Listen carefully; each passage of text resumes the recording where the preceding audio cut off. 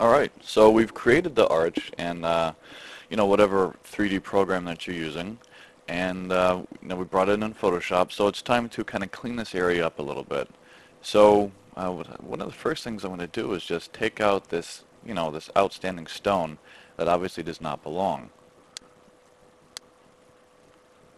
Okay, and that is listed right here under the layer set door stones that we created earlier.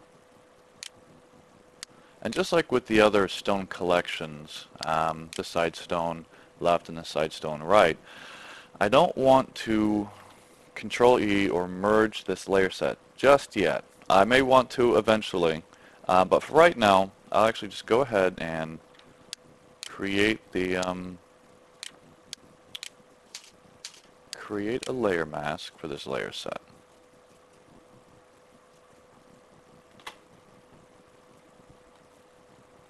Alright, so through using Control, go ahead and do this again, Control select layer 12, Control Shift select each of these other layers. I've now got my selection, and I'll come down right here and add layer mask. Okay, so this layer mask is complete. I'll just zoom in here and just start brushing away. So the easiest thing to do probably right now, in order to take away everything under here, I could go in there and try and paint that, but what would be much simpler is if I could just make, just somehow make this arch shape its own selection, which I can when I Control select this layer, and now I still have this layer mask selected. So using, again, going back to the foreground color, I can flood this layer mask with the foreground color right here in my selection area by using Alt Backspace. Okay, so obviously nothing's going to show up here because I have the arch turned on, but if I turn this off, I now see that I've got this perfect cutout of the arch.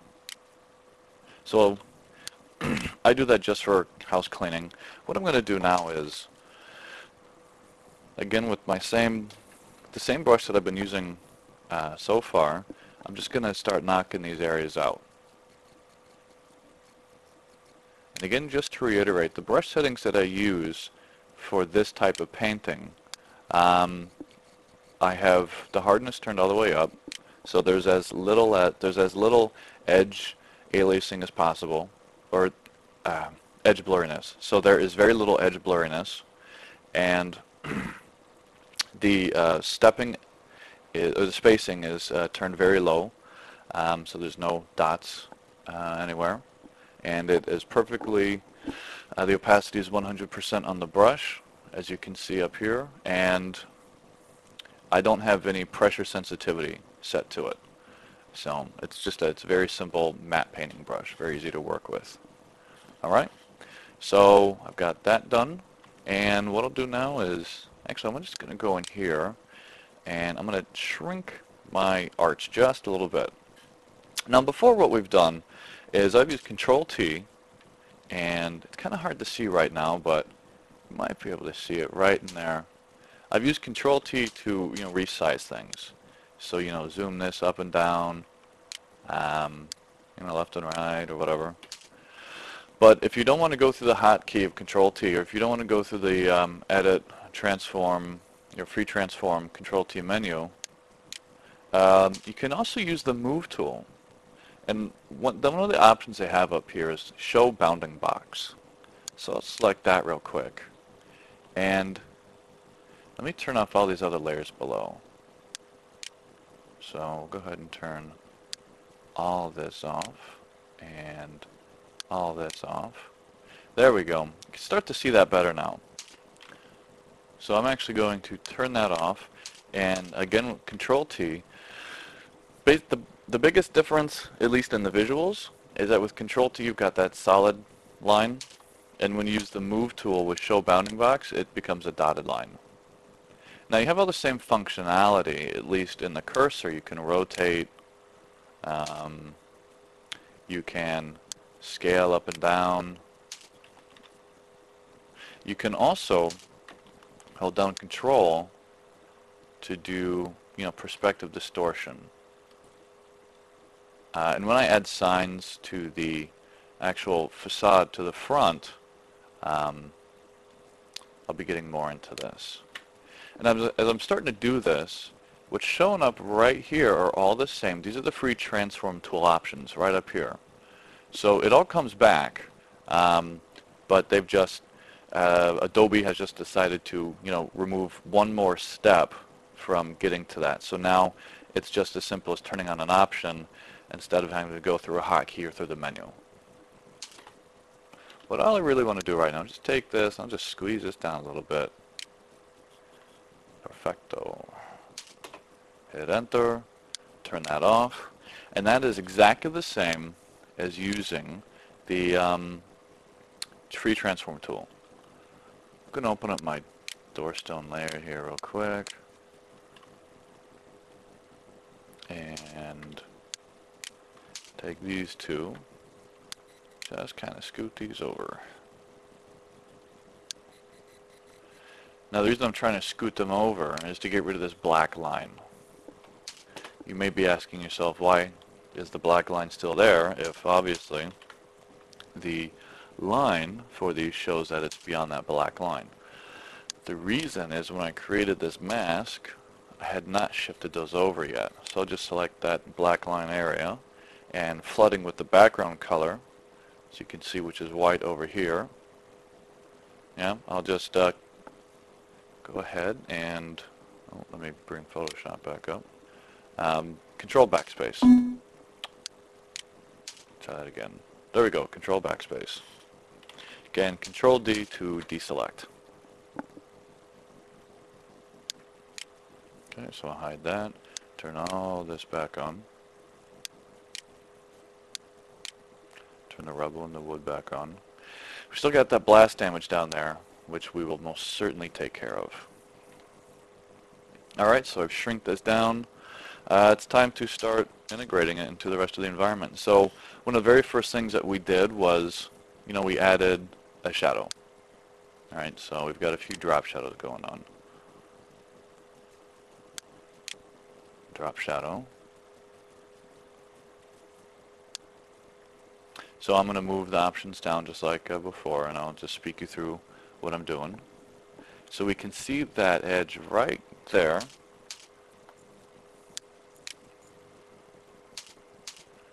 I'm using Control plus to zoom in.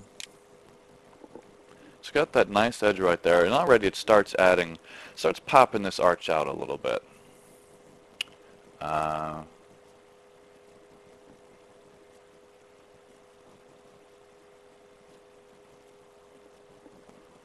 There. Let me really start bringing that out. Don't want to make it too... Don't want to make it too far out there, or else it's not going to look authentic. It's going to be, excuse me, it's going to be kind of like it's floating on the wall, which will kind of destroy what we're going for here. It'll destroy the effect. Now one thing you might notice is that I'm also getting the shadow around on the edges, and something that you can decide for yourself is whether or not for you that adds to it or if that subtracts from it. Me personally, I think I'm going to go in real quick and experiment taking this shadow out, but I really like how this is done in here. I might actually kind of decrease this distance just a little bit, scoot it up. Okay, so for those of you working along at home, the current angle is 90 degrees. I have my distance set to 8. My spread is at 23% and the size is at 18 pixels. Okay, I'll go ahead. Now, I'm not going to hit OK just yet because I'm going to, let's see if this is the best time for that. Yeah, I'll go ahead and add an inner shadow now. Now if I keep the inner shadow at the same global angle, or use global light, if I keep it right up there, it's going to look like it's kind of sunken into the top, which is pretty cool, but it's not what I'm going for. So we'll set our angle or global light to -90. So we start getting this going on right in there. I'm going to change the color to that dark blue that we used earlier. And I'll go back and do the same for the drop shadow.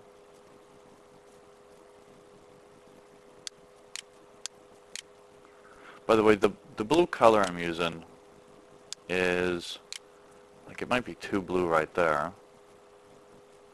Probably just go ahead and keep that dark right in there.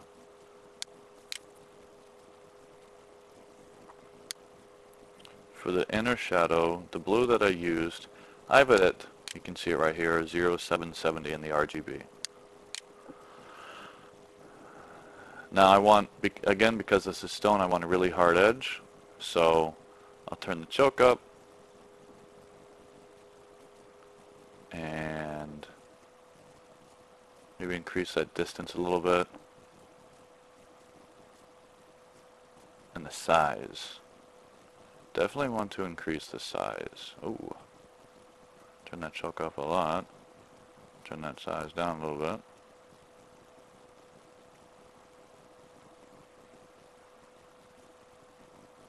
Maybe turn that distance in just a little bit.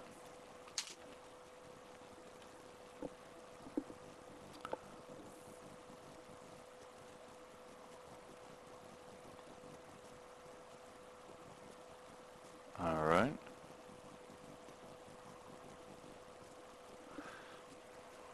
So this is a perfect time to start messing around with these options right down here. So right now I've got like this real nice, you know, it's like a nice hard edge in there. But if I start playing around with these values, like I can invert, I can add steps.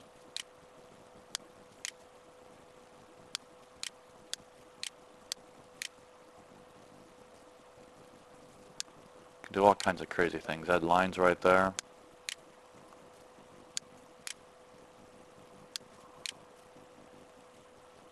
Maybe make that a little bit harsher right there.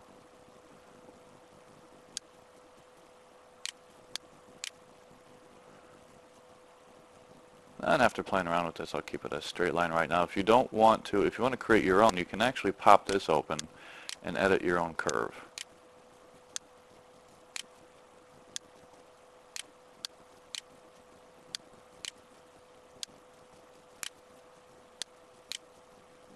You can watch it update over here.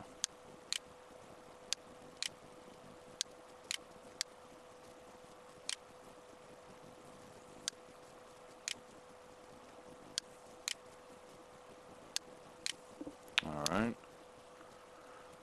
Go ahead and hit OK.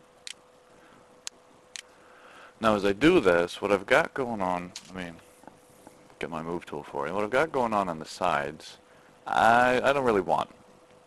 So in order to get rid of that, because I really like what I have going on here, I'm actually just going to create this layer and cut out these areas on the side. Okay, so I've got a drop shadow and an inner shadow that's going to be created. Inner shadow. Create layers.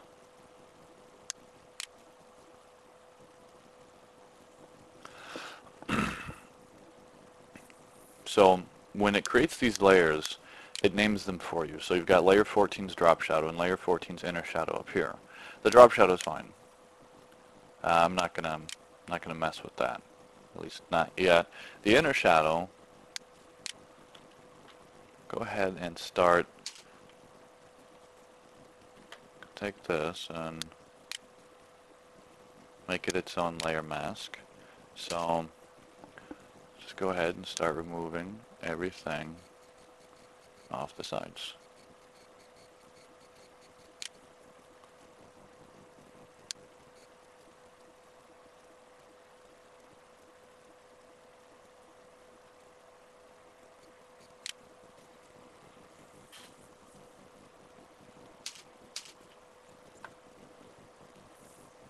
So this is what we have now, and this is what we had before any of the layer sets or any of the layer effects.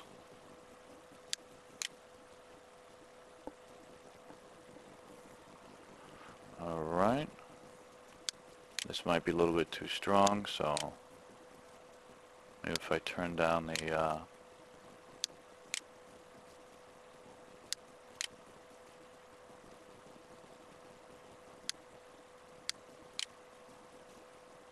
alright, so I set the fill there to be about 48%. So now what I've got on my list here, so we've got the shadow from the arc, or the arch. So now there's a few more highlights to take care of. Right here, we need some highlights for the side stones, like right up here and right over here. Oh, and one other thing. Right now, there's very little visual separation. I just got that noise, by the way, because I had my cursor over here. This whole area was selected. When I tried, see how that's selected? When you're working in Photoshop, if you go ahead and select those numbers right there and then push V, it won't let you. Fortunately, I think this is just a Windows bug, but whatever. So you've got to come over here and actually select a window, and now I can push V. So anyway, there's this edge right here between each of these stones, that border, which is not at all pronounced.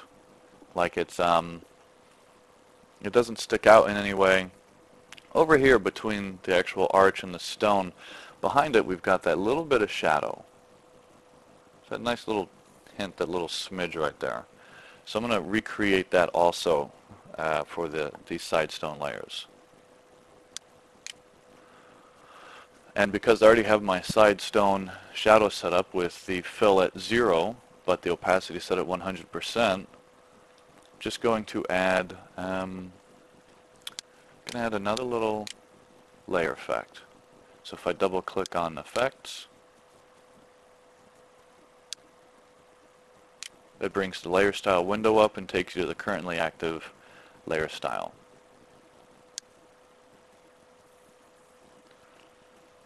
Alright. So the question before me here, there's a few ways I can pull this off with layer effects. Do I use a drop shadow? If I use a drop shadow, you know, I will turn the distance down, turn the spread up, turn the size up, so it starts to create that edge. And that could work. That looks great. I can also use an outer glow. Now again, their use of the word glow or shadow is kind of deceptive. Because I can easily change the blending mode to multiply, change my color to something dark, and now this is what I get.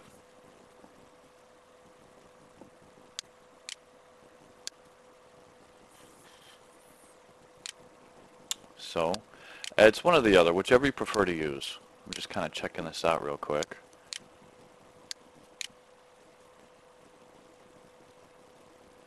And even though, if you have a look, the drop shadow actually pulls the side stones off of the face a little bit more,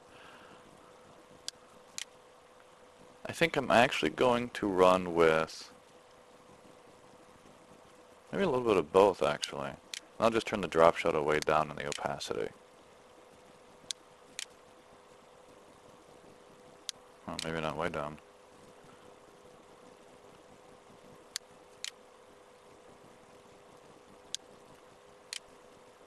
Alright, so I've got the opacity set there to 64%, and I also have an outer glow as well. Let's go ahead and look at the drop shadow. Okay, the angles are coming from the top, so it's, you know, dead on right there, no worries. And that really pulls these stones off the sides, so it kind of pulls them out. So I just had to plan ahead here real quick. What I'm going to do now is add a layer effect right here to get some highlight, kind of like what I have going on here. But I'm going to do it through the inner shadow. But what I can see already is that I already have an inner shadow. Now if I go ahead and create, this is where things start getting a little funky. If I create layers, some aspects of the effects cannot be reproduced with layers. Exclamation mark. So this is what happens. We've got the outer glow and the drop shadow making their own black marks, or the black splotches right there. I could take this a bit further, take everything in here, make it a set, make it a layer set, and then control select the layer mask from the left and right side, make it a mask for this new layer set, and then control I does a color inverse. So now that I have this layer mask selected, if I control I, or where is it, image, adjustments, invert, control I right there, you can see that. If I invert this, okay, great, everything's back to normal. Except what I need to do now is add a layer, like one of the layer effects. Now the problem now is that I need to add an inner shadow. But just by this channel alone, I've now effectively removed my ability to have that inner glow, which I will actually be using as an inner shadow. So this doesn't make any sense to go this route. So I'll undo, Control Z, Control Alt Z for continuous undo, Control Alt Z. Keep on going. Alright. So instead what I'm going to do is I'm going to merge the Sidestone right and Sidestone left layer sets. I've come to be fond of the placement of these. I haven't cleaned them up or altered them in a while. So from here on out, I'm going to assume that I'm just not going to touch them anymore. So Control E to merge a layer set.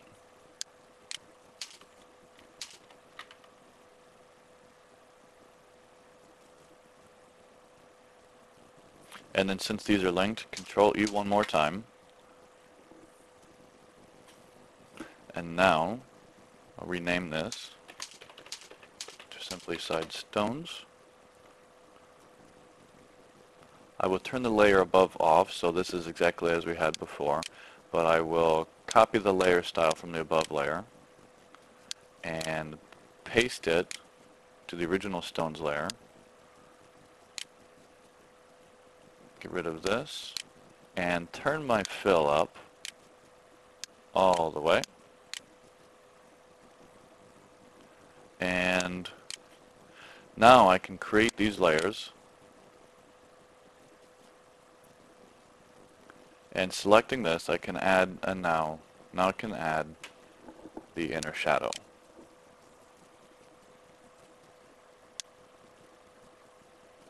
Using the inner shadow as we have before, not as a shadow creator, but instead as a highlight maker.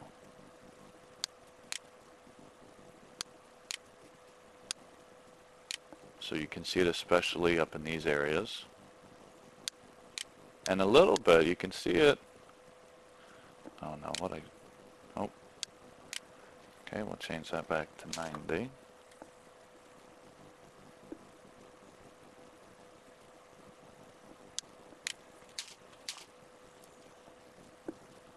And turn my distance down.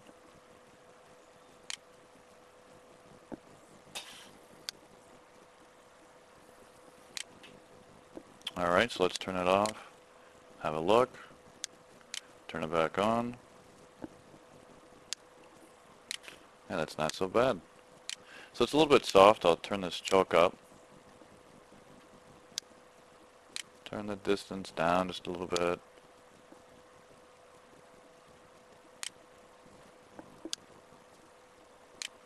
Maybe turn the opacity up.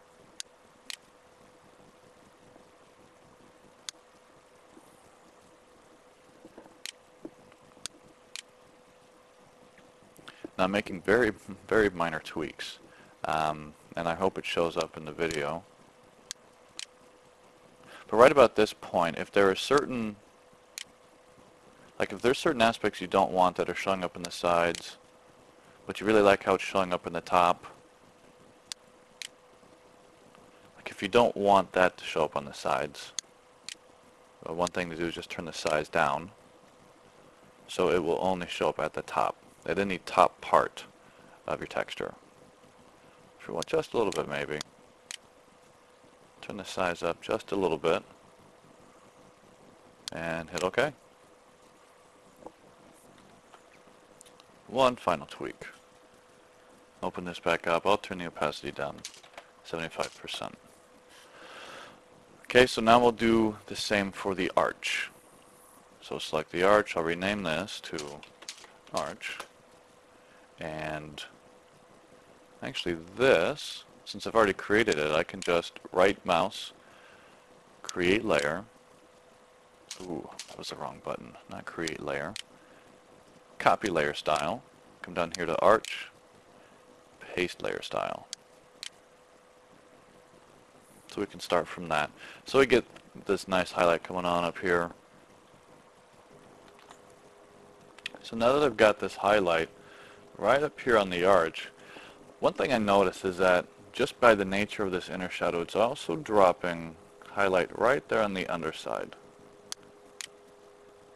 So when I turn off that inner shadow, like it really shows up right there. So now, because I don't want that to happen, I'll create this layer. Let me get this on the screen for you.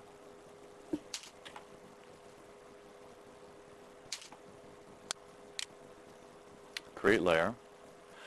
And what I'll do now is take this arch's inner shadow,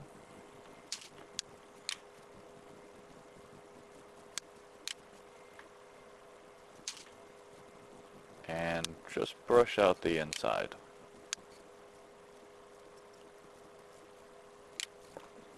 There we are. So now that we've got that set,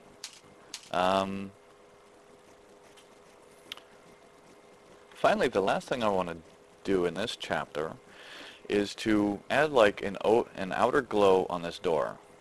And it'll just give a little bit, what we're about to do is just give a little bit of a highlight right here to this outer door. Now it's going to be very subtle. But one of the things that adds realism to something is the summation of all the subtleties. It's not necessarily any one giant sweeping stroke that says, okay, now you know that's perfect. It's all the little things that you do to your texture to make it come alive. So with arch selected, come down here to outer glow. So remember, the glow is the all around. There's no direction to it. And the outer means it's going to render on all the layers below and outside of the current layer selected. So this one actually doesn't belong on arch, this one belongs on the door itself.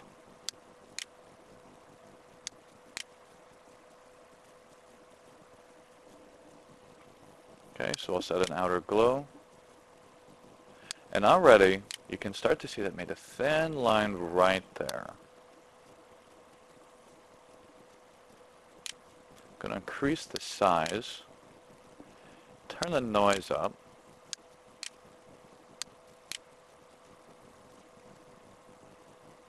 maybe turn down my opacity just a little bit.